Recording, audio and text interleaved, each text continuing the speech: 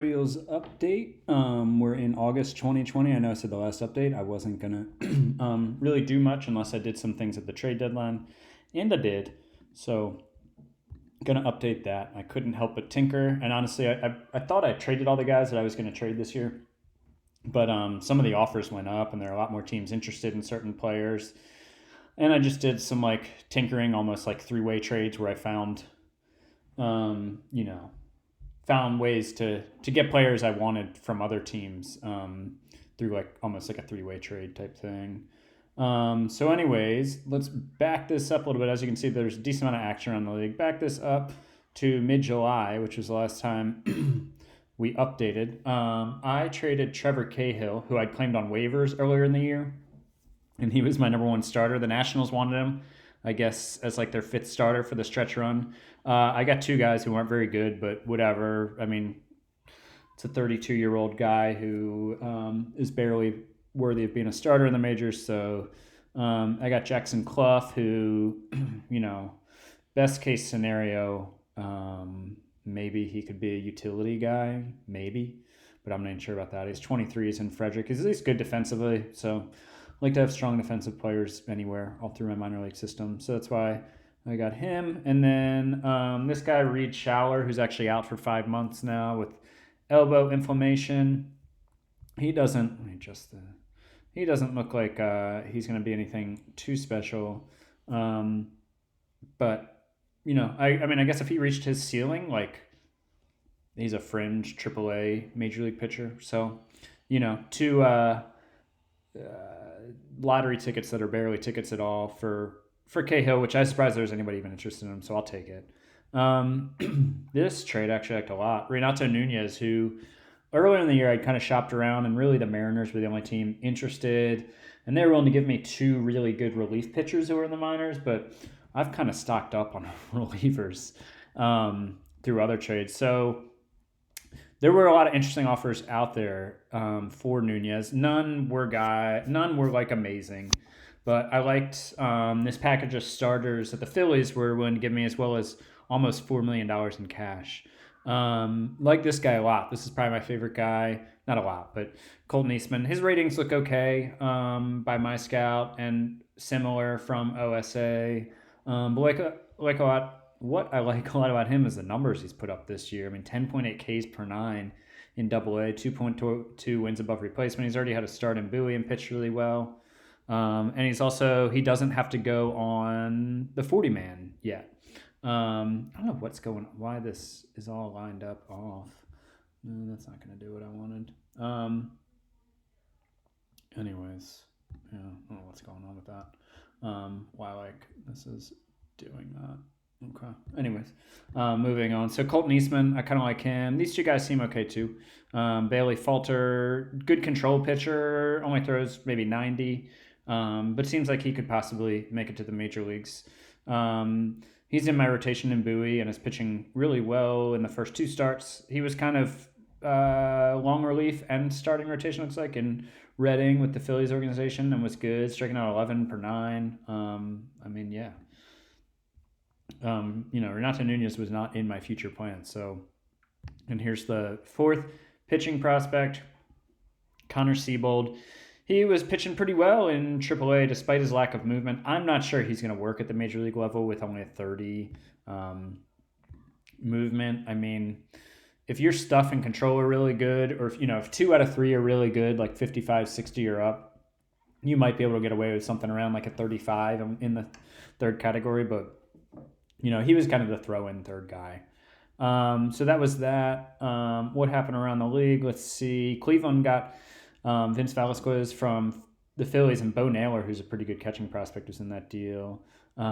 This was a funny trade. So Austin Wins, several teams were sending me offers for Austin Wins, but none would offer a prospect, only major league pieces. So I shopped him around and found that I could get a lot of teams are willing to give me a reliever for him. Austin Wins is a really good defensive catcher, so I guess teams wanted that. And the Nationals had acquired a couple of relievers, so they traded me Givens and $300,000 in cash and ate all of his salary. So a combination of them, I think, being done with Givens and really wanting wind, but obviously the guys that I got for Givens back in the fall or in the offseason, this makes this a silly trade for the Nationals, but whatever. So then I turned around and I traded Givens and a relief prospect who I didn't have any plans for, Kevin McGee, and I got 3 more pitching prospects from the Cubs as well as $500,000 cash. Brian Hudson looks like he is probably a reliever, probably not a starter, and I'm not sure he's going to ever make it to the bigs, but he was the third most interesting piece in this. Justin Steele was hurt with a diagnosis pending when I traded for him, and then after the trade is really revealed the injury is a torn rotator cuff, which whatever. I knew that was a risk going in to making the trade, but he was having a really good season in Double-A, striking out 9.1 guys per 9, put up 2 wins above replacement, ERA below 3 in 21 starts, and he's 25. So he's going to miss most of next year. So he'll be like 26, 27 before he's ready for the majors. And then Oscar De La Cruz, who will probably start, who is capable of starting. He wasn't really good enough to be in Iowa's rotation. He wasn't for me either, but 12.2 Ks per 9, mainly out of the bullpen. 3 really good pitches. He's a power pitcher, throws 97. We'll see what happens. Again, this was all kind of coming from Austin Wynn still in a roundabout way.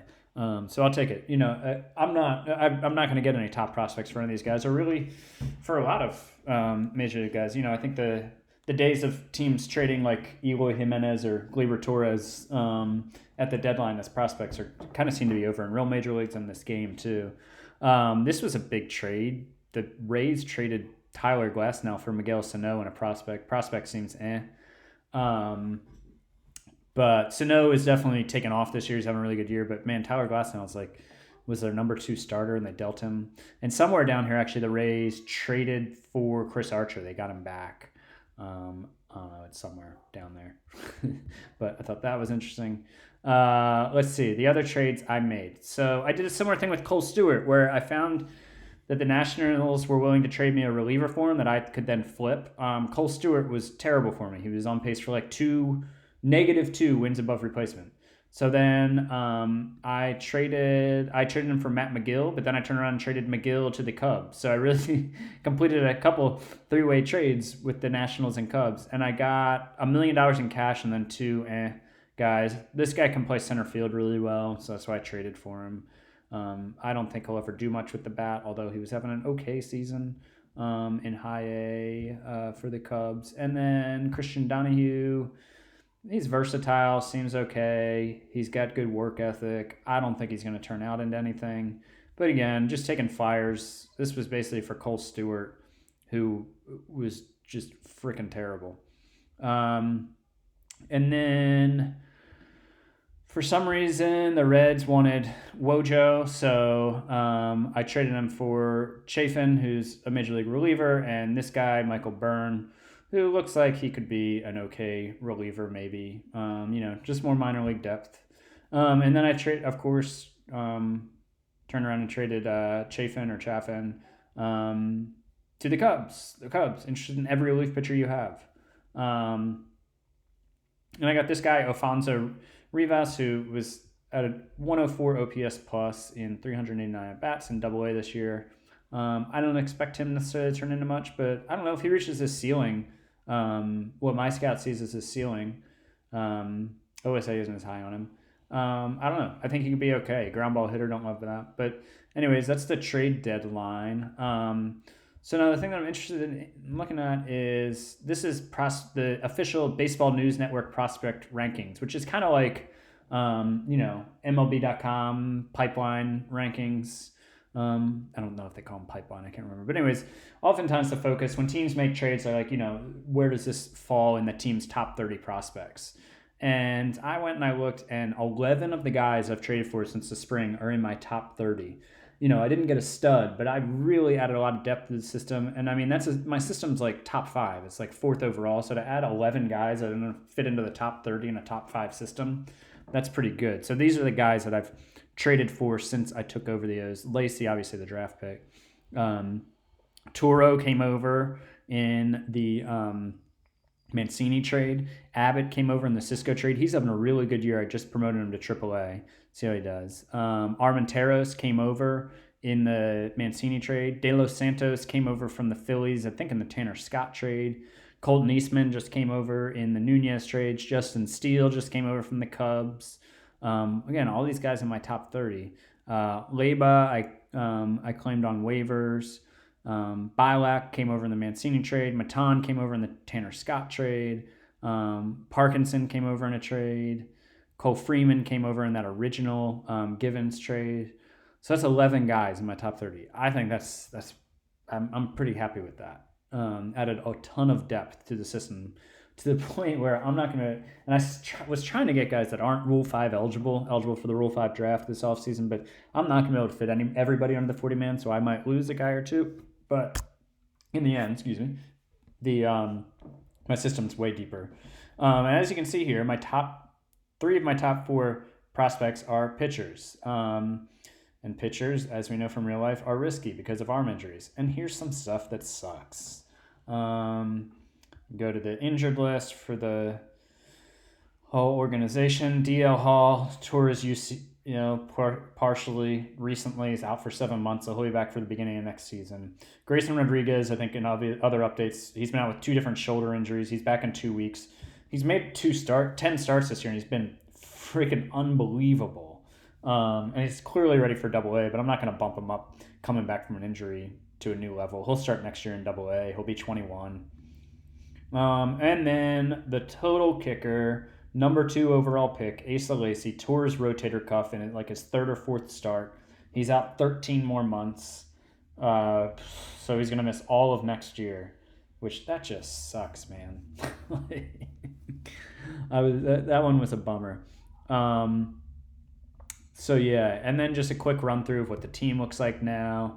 These are the starters at each position. Valleca is not the shortstop. Leba, I'm sure I'm saying his name wrong, but he's suspended for 2 games right now. But that's the team. I did call up Preston Palmeiro, and the reason I did that is I didn't want to call up a guy like Mountcastle and start his service clock, so I called up a guy that I'm obviously going to designate for assignment after the season, so I don't really care about starting the service time clock on him. So that's why I called Preston Palmeiro up. Same thing with Velasquez. That's why I didn't call up like Austin Hayes, who is on the 40-man but didn't want to give him major league service time, and I'm also still strengthening his outfield positions down in Norfolk. And my pitching rotation, I did call up Armenteros because he's 26. It was just time. I needed some starters because I traded like Wojo and Cahill. Was it Cahill? And some of those guys. I also cut up Luis Ortiz. He was the same thing as Preston Palmeiro. Just didn't want to start the clock on too many guys I actually see as long-term pieces. Michael Bowman's back. He hasn't made a start yet, but he got off to that really good start earlier in the year and then was hurt for a while. Bullpen, Jonathan German's having a decent season. ERA doesn't reflect it, but he's striking out 10 guys per 9. He came over in that original Givens trade. Wyatt Short came over in that Cubs trade. He's around. That's kind of the gist of it. I am 39 and 73. I don't see too much happening before the end of the year, so I'll probably give an end of the year update. I think that's about it for now. Those are all the trades I made. That's where the roster stands. The minor league system is looking much better. I think next year I'll probably be not all that great again, but I think I'll definitely be better, and I'll have way more prospects involved. I mean, I think half of my team could be guys who are in the minor leagues right now, if not more. So anyways, I'll have more probably at the end of the season unless something major happens here.